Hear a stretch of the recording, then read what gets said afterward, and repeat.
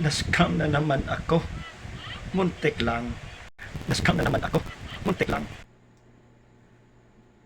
Good evening po sa lahat. At again, this is Share Your Story on my channel. At maraming salamat po sa patuloy suporta. Pero I have a story tonight patungkol po na muntik na po ako ma-scam na naman po.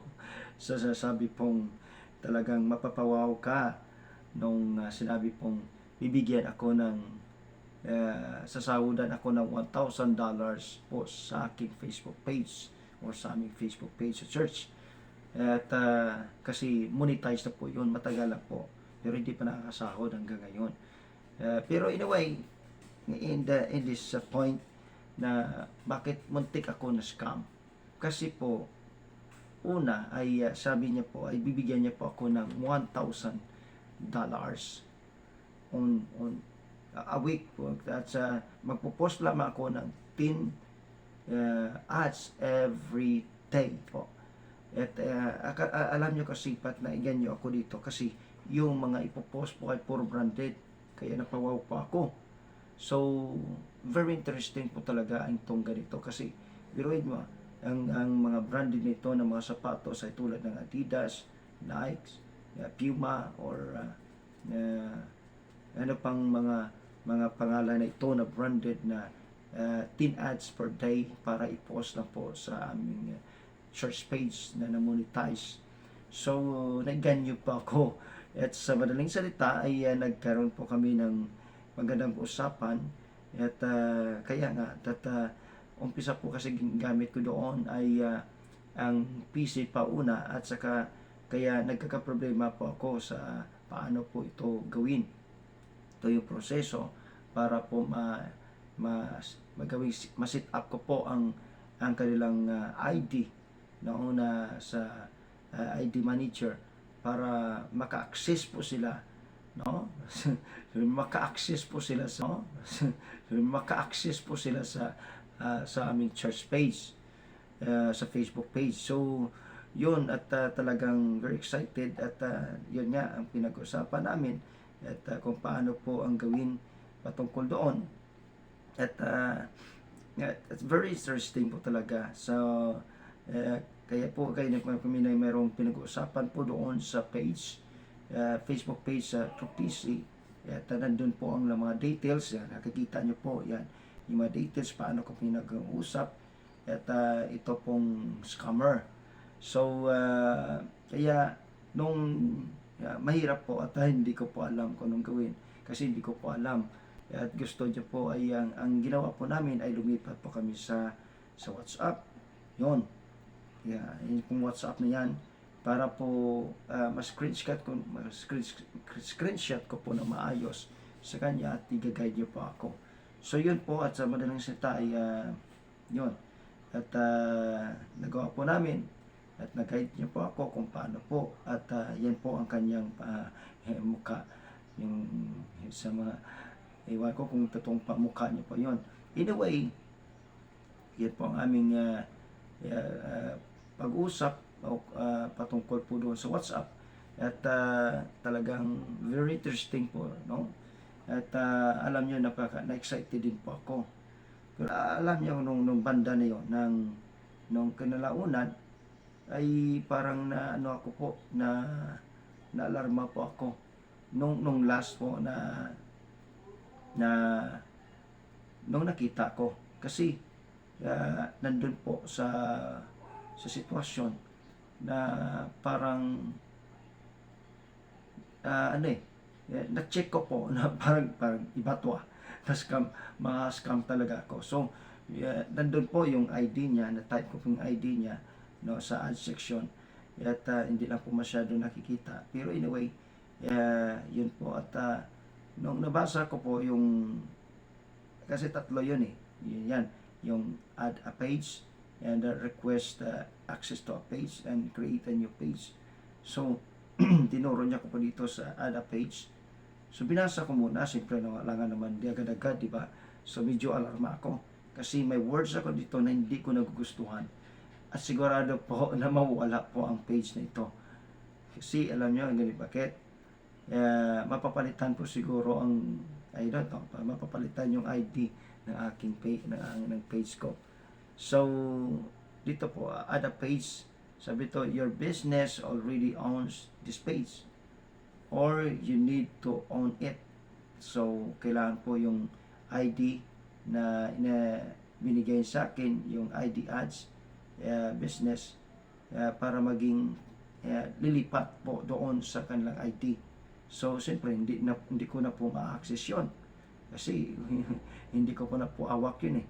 So, ito po, at nangyari is, for example, mayroon na po silang authority at the same time, posible na papalitan po nila password ang Facebook page po. Pati po yung aking Facebook account kasi nandun din po ang, yun po ang aking prior account sa Facebook page, account na, or sa Facebook po na dalawa po mawala sa akin. So, it's very, iwan ko lang, pero this is my understanding po, maging kanya. So, sabi dito, example, another company created a page for you, claiming a page moves into it, business manager. So, bakit?